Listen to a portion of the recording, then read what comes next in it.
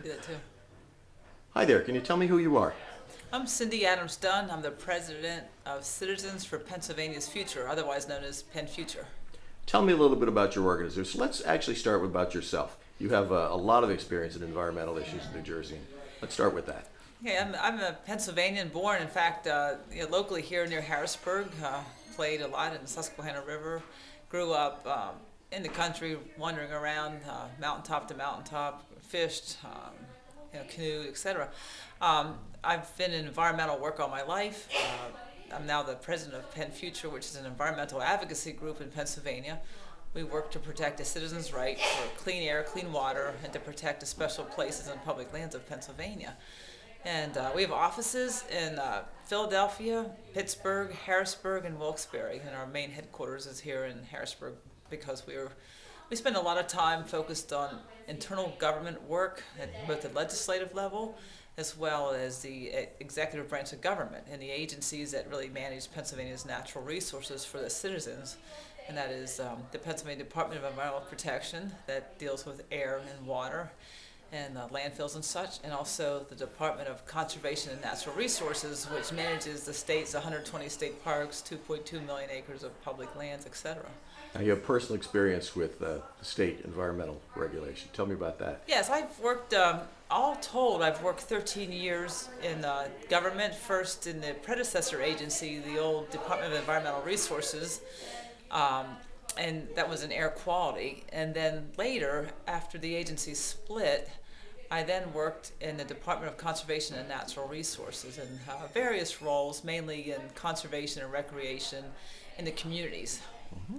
Very good. Now we have Tom Wolf, who has just been elected as the next governor of Pennsylvania, and he announced. Will you tell me about his announcement, which must have made you feel very good? His chief of staff, new chief of staff. Who was that? Yeah. So when he announced Katie McGinty as chief of staff, that was a very big moment for us.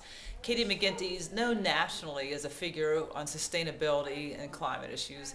She's a past secretary of the Pennsylvania Department of Environmental Protection. She's a big advocate for clean energy, as PennFuture is, and she knows the state. She was born and raised in Pennsylvania. She's certainly a Pennsylvania person through and through. She's got a style that's very similar to Governor-elect Wolf's.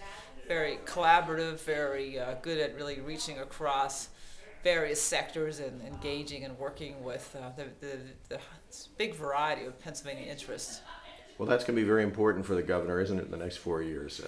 Tell us why that is, in the legislature especially. Absolutely. There's in the same election that brought Governor-elect Wolf into play, the House and Senate both gained Republican members. So there's now a wider gap. There's both a majority Republican in the Senate and House, and that gap is even larger than it was. So generally in Pennsylvania, to get anything done legislatively, you need the executive branch to sign it and be involved in negotiations. You need the Senate and the House, and it usually when you have the governor of a different party, that involves at least engaging a certain number of the Senate and the House to really go to the other party on the issue. It's unfortunate so many issues are partisan. That's really not, I don't think, the way Pennsylvanians think so much, but that's just the way it works out here in Harrisburg. So I think that gap is going to be broader, and it's going to be increasingly important for Governor-elect Wolf as well as leaders in the House and Senate to figure out a way to work together to accomplish the issues that they have in common. Now, I'm sure, well, let me ask you this first.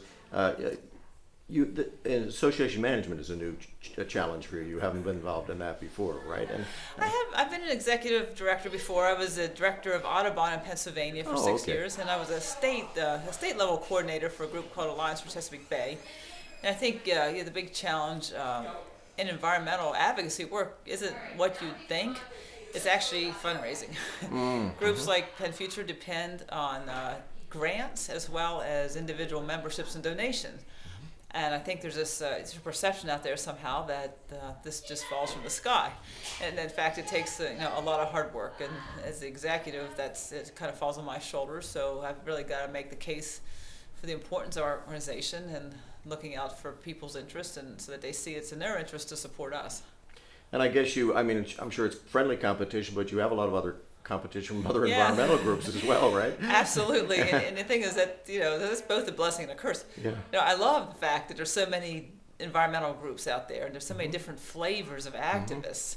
And I think that whole cacophony of environmental voices is critical, in policy issues.